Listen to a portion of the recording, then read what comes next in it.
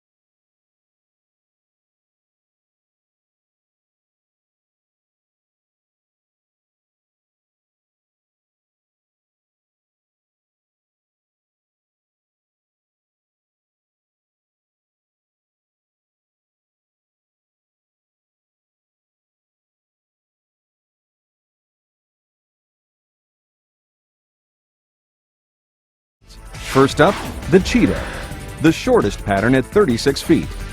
This cheetah may look harmless, but there is a fast and dangerous side. With fast-paced scoring and play near the channel, there's no room for error. Next, the viper, 38 feet of peril, requiring you to attack the pins from multiple angles to score well. The chameleon, at 40 feet, this pattern changes to outsmart its enemies. You have to be versatile in many styles of play to excel on this pattern. The scorpion, 42 feet long, dangerous, and unpredictable. The scorpion stings if you can't find the right groove. And last, the shark, 44 feet of lurking intimidation. You have to play deep inside the center of the lane to hook this big one. On typical house patterns, the area of the breaking point can be 5 to 6, or even 8 to 10 boards wide. In a sport pattern, you only have a couple of boards. On these patterns, if you make a good shot and miss the pocket, don't get discouraged. Be open-minded and make adjustments. Remember, these patterns are influenced by a number of things, so you have to adjust.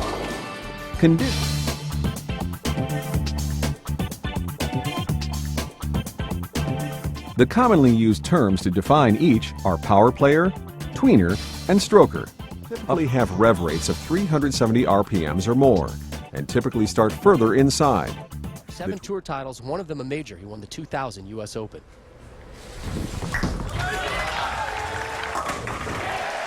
All somewhere between 300 and 370 RPMs. Tweeners typically start a bit outside of the power players.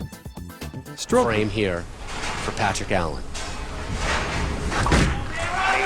Maybe. Gets it! Maybe. Strokers are going to have rev rates below 300 RPMs and will typically start to the outside of the tweeners. Early November.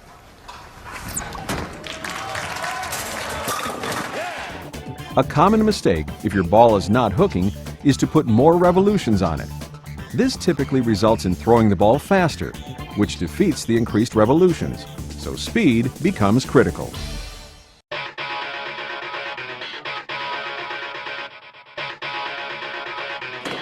One misconception about sport leagues is that you need a lot of different equipment to compete effectively.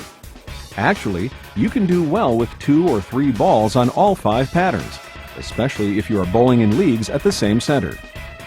There are 3 common types of bowling balls. The first 2 are reactive balls, and the third are particle balls. Of the reactives, there are solid reactive balls, which come both shiny and dull, and pearl reactive balls. Shiny will go longer and hook harder, while dull will hook earlier and in an arc. Reactive balls come in 2 types, aggressive reactive and moderate reactive, meaning they have covers of varying degrees of strength. Aggressive will hook more abruptly and still hook in heavier oil, while moderate will react less. The third type of ball commonly used is a particle bowling ball. Particle balls come in solid and pearl. Particle balls typically have a smoother reaction, meaning they will start to hook sooner and hook more consistently. You use them for more control.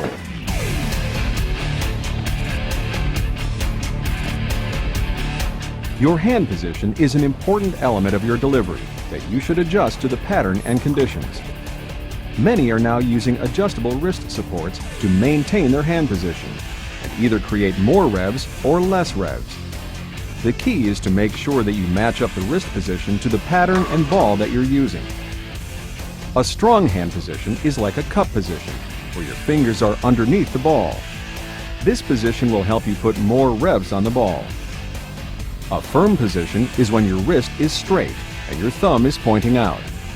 This position helps you to put moderate revs on the ball. A weak position is with a limp wrist and thumb down. This will have the least revolutions. Remember, because you are likely to strike somewhat less, spare shooting is at a premium.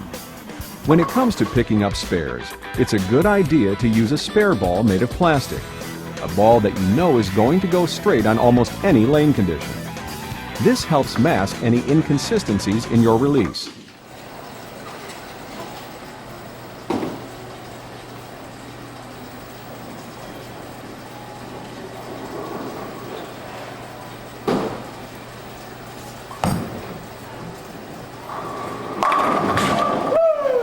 That's how you throw strike, baby.